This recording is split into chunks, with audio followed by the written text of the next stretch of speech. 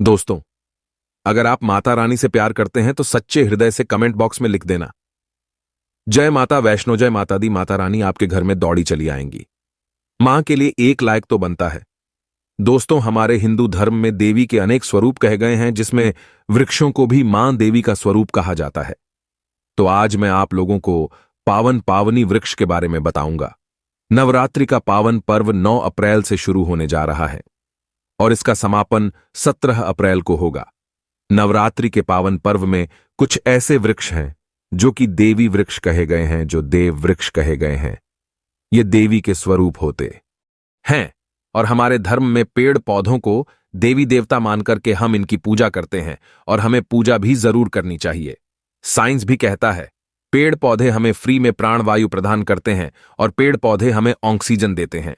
हमारी जो carbon dioxide होती है उसे ग्रहण करके सभी प्रकार के जितने भी नकारात्मक चीजें होती हैं उसे अपने अंदर में स्वयं शौक लेते हैं और हमें ताजगी प्रदान करते हैं। तो पेड़ पौधे स्वयं तेज धूप में तपते हैं लेकिन मनुष्य को शीतल छाया प्रदान करते हैं। तो नवरात्रि के समय में कुछ ऐसे पेड़ पौधे हमारे धर्मशास्त्रों में कहे गए हैं जिनको छूने मात्र से व्यक्ति के बंद किस्मत के ताले खुल जाते हैं, व्यक्ति का सौभाग्य चमक जाता है। हमारे शास्त्रों में पेड़ पौधों को बहुत ही गुणकारी कहा जाता है। अनेक बीमारियों का उपचार पेड़ पौधों में ही छुपा है, जड़ी बूटियों में ही छुपा है। और भगवान श्री कृष्णा ने गीता में स्वयं कहा है कि वृक्षों में मैं पीपल का वृक्ष हूं। पीपल के वृक्ष को वृक्षों का राजा कहा जाता है क्योंकि पीपल वृक्ष की जो आयु होती है सबसे ज्यादा होती है, सबसे अत्यधिक होती है।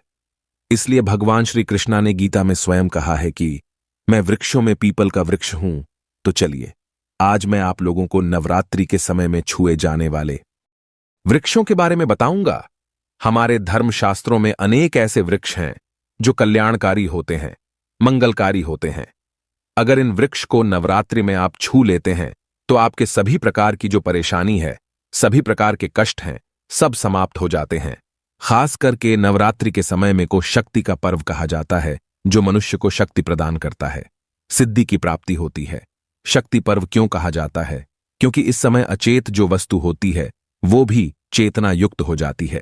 अर्थात इस समय जो शक्ति हमारे धरती लोक में आ जाती है, नवदुर्गा को क्या बोल सकते हैं हम? शक्ति बोल सकते हैं। तो माता रानी इस धरा पर आती है, इस पृथ्वी लोक पर आती है, तो जितने भी पेड़ पौधे हैं, जीव जंतु हैं, चल अचल सभी प्रकार की जो वस्तु है, इन सब में प्राण आ जाते हैं, इन सब में शक्ति निहित हो जाती है, जागृत हो जाती है। तो इस समय कोई भी पेड़ पौधे को जाकर के छूते हैं, खास करके देवी स्वरूप कहे गए जो पेड़ पौधे होते हैं, अगर आप जाकर के इसे छू करके आते हैं तो आपके जीवन की परेशानी है, दुख है, तकलीफ है, कष्ट है, रोग है, परेशानी है, कलह है, क्लेश है, जीवन में चल रही बहुत बड़ी समस्या है, सब समस्या समाप्त हो जाती है।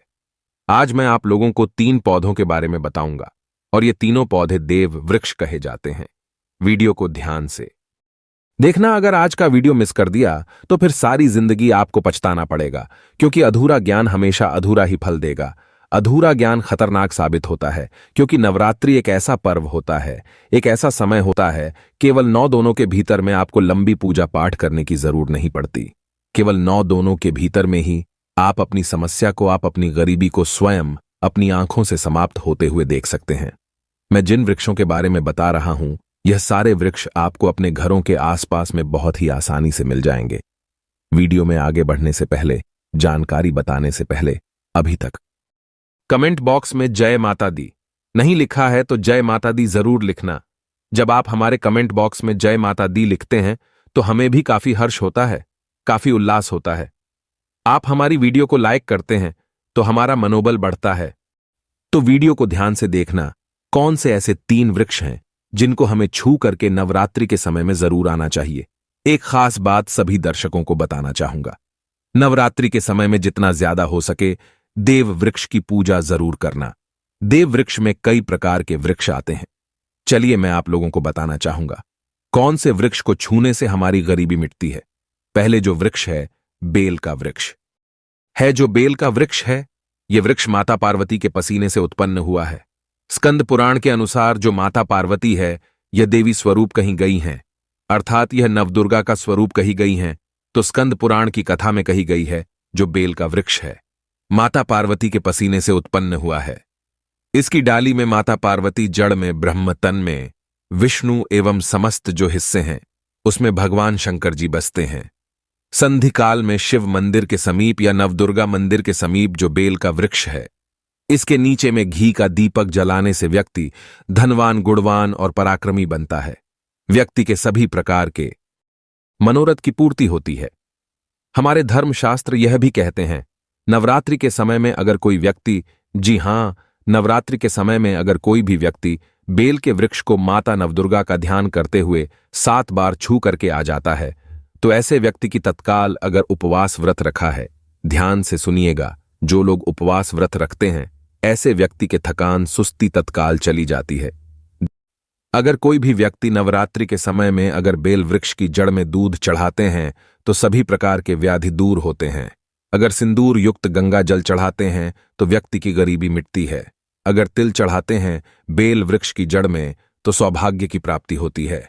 और अगर बेल वृक्ष के तीनों पत्तों में, ध्यान से सुनिएगा, श्रीदेवी कहीं गई, जैसे कि महाकाली, महालक्ष्मी, महासरस्वती, तो अगर बेल के जो तीनों पत्ते हैं महालक्ष्मी, महाकाली, महासरस्वती के स्वरूप कहे गए हैं, तो बेल के अगर तीनों पत्तों में एम, दूसरे पेट में हीरी और तीसरी पेट में क्लीन, तो इस प्रकार बेल के तीनों पत्तों में लिख करके अगर माता दुर्गा को चढ़ाते हैं तो मनोकामना की पूर्ति होती है, कार्य में सफलता मिलती है।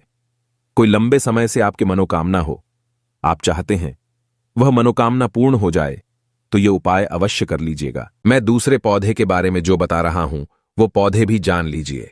मैं जो दूसरे पौधे के बारे में बता रहा हूं शमी का वृक्ष है। शमी का वृक्ष स्वयं जगदम्बा का स्वरूप कहा गया है। जो शमी का वृक्ष है यह स्वयं जगदम्बा का स्वरूप है। इस पर स्वयं मां जगदम्बा स्वयं साक्षात विराजमान रहती है। और कोई भी व्यक्ति अगर संध्या काल में नवरात्रि के समय में इसके नीचे धूप दीप जलाता है, धुआं दिखाता है, तो उनके सभी प्रकार की परेशानी दूर होती है। धर्मशास्त्र कहते हैं अगर कोई भी व्यक्ति नवरात्रि के पूरे समय में अगर हो सके तो अगर आप एक दिन भी करना चाहते हैं तो यह उपाय एक दिन भी कर सकते हैं, पंचमी या सप्तमी के दिन कर सकते हैं। तो हमारे धर्मशास्त्र में कहा गया है कि नवरात्रि के समय में लाल चूड़ी अगर कोई भी व्यक्ति मनोकामना बोलते हुए शमी के वृक्ष में बांधे तो उस समय मनोकामना की पूर्ति होती है। लाल चूड़ी अगर कोई भी महिला जाकर के बांधती है तो उन्हें सौभाग्य की प्राप्ति होती है, उनके पति के कभी भी अकाल मृत्यु नहीं होती। इसकी जड़ में सिंदूर डालने से व्यक्ति को आरोग्य की प्राप्ति होती है।